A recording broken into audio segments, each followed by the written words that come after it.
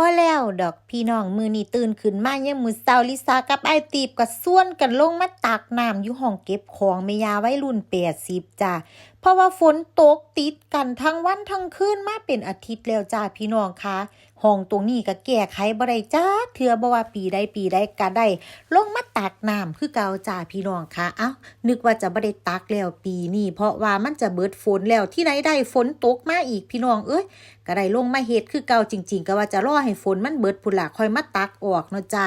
หลังจากที่ตักน้ำตักหยังแล้วก็พากันขึ้นมาอาบน้ำแล้วก็พากันเตรียมตัวเอางานไปส่งจ้าแต่ว่าก่อนจะเอางานไปส่งอ้ายตีบก็มาตรวจให้มื้อนี้ลิซ่าก็จะหยิบคอมเมนต์จากทางบ้านมาให้เมืองเนาะจ้าพี่น้องคะอ้ายแล้วพิมพ์มาบอกว่าบ่ได้ดูถูกงานที่ทำนะแต่งานแบบนี้มีไว้สำหรับพวกคนพิการที่เขาบ่สามารถออกไปทำงานข้างนอกได้แต่ก็งงกับ2คนนี้ดูภูมิใจคักเนาะที่ได้งานแบบนี้มาเฮ็ดอยากจะบอกว่าโอ้ยคนที่ดูถูกงานก็มีแต่พวกบ่มีสมองเท่านั้นล่ะเนาะจ้าพี่น้องคะสำหรับลิซ่าเองก็คือภูมิใจแห้งจ้าที่ได้งานมาเฮ็ดแล้วก็มีรายได้เลี้ยงครอบครัวเจ้าของเนาะจ้าอย่างน้อยๆเฮาบ่ได้นั่งแบมือแล้วก็บ่ได้เป็นภาระของไผเนาะจ้า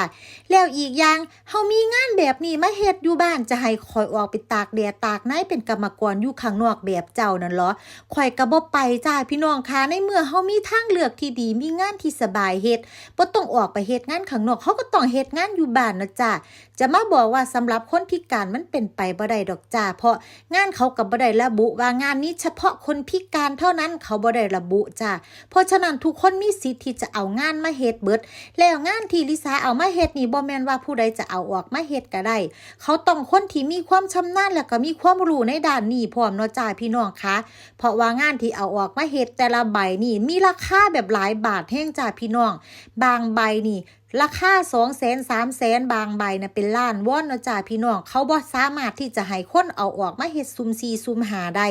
แล้วที่บอกว่า2คนนี่ภูมิใจเนาะภูมิใจบอกคักเลยจ้าภูมิใจแบบบอกคักแบบสุดๆเลยจ้าอย่างน้อยๆพวกเขา2คนก็มีการมีงานเฮ็ดแล้วก็มีเงินกินเงินใช้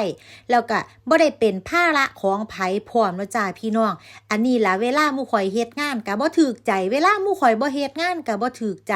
จักสิให้หมู่ข่อยเฮ็ดจังได๋นำหมู่ข่อยก็เฮ็ดถูกใจเจ้าของนี่ล่ะจ้าเพราะว่าต้องทำมาหากินเลี้ยงปากเลี้ยงท้องเลี้ยงครอบครัวเจ้าของ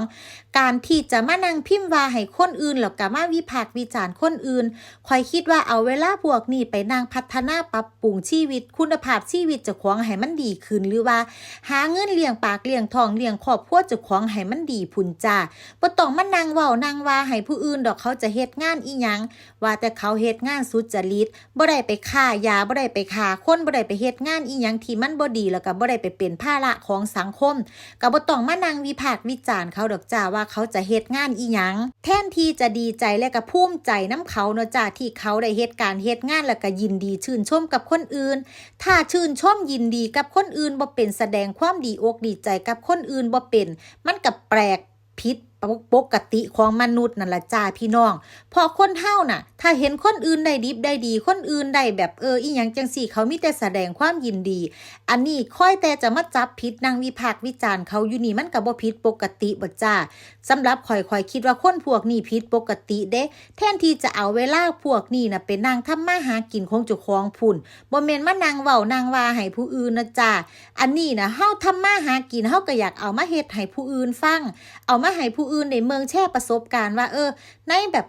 มันก็มีงานแบบนี้ให้เฮ็ดอยู่เด้อบางคนเขาเจ้าก็บ่รู้ด้วยซ้ำว่ามันมีงานแบบนี้อยู่เอามาจากไสอีหยังจังใดบางคนเขาเจ้ายังบ่รู้จ้าเจ้าคิดว่าคนพิการที่บ่ได้ออกไปเฮ็ดงานอยู่ข้างนอกบ่เคยออกไปไสนั่งอยู่เฮียนซื่อๆเขาสิรู้ติจ้าว่ามีงานแบบนี้ขนาดคนปกติมีครบ32ประการเขาเจ้ายังบ่ได้รู้เลยจ้าว่ามีงานแบบนี้เฮ็ดเพราะฉะนั้นบ่ต้องมานั่งดูถูกบ่ต้องมาว่ากันดอกจ้าเขาจะเฮ็ดงานอีหยังเขาจะเฮ็ดจังไดว่าแต่เขาทำมาหากินเลี้ยงปากเลี้ยงท้องเลี้ยงครอบครัวเขาได้ก็ถือว่าเป็นการที่ดีที่สุดเนาะจ้าสุดท้าย ท้ายนี่ก็อยากจะบอกคนที่มาเม่นว่าบ่ต้องมาสนใจครอบครัวของคนอื่นได้ขนาดนั้นดอกจ้าแล้วก็บ่ต้องมานั่งวิพากษ์วิจารณ์เขาถ้าในเมื่อเขาบ่ได้ไปแบมือขอเจ้ากินบ่ได้ไปสร้างความเดือดร้อนให้เจ้าก็บ่ต้องมานั่งเว้าให้เขาการที่เขาซอยกันทำมาหากินครอบครัวผัวเมียน่ะก็แทนที่จะยินดีและก็ชื่นชมในความขยันของเขา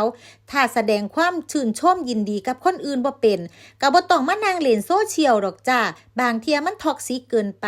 บางเที่ยเฮาก็น่าเบื่อมากๆเลยเฮาซื้อให้คนที่เขาเจ้าอยากรู้ว่ามันมีงานแบบนี้เฮาสั่งคอนเทนต์เฮาเฮ็ดคอนเทนต์เฮาหารายได้จากหลายๆทางแต่ว่าเจ้าของบ่สั่งเวียกสร้างงานหยังนั่งแต่ตำหนิคนอื่นก็ว่ากันไปนะจ้า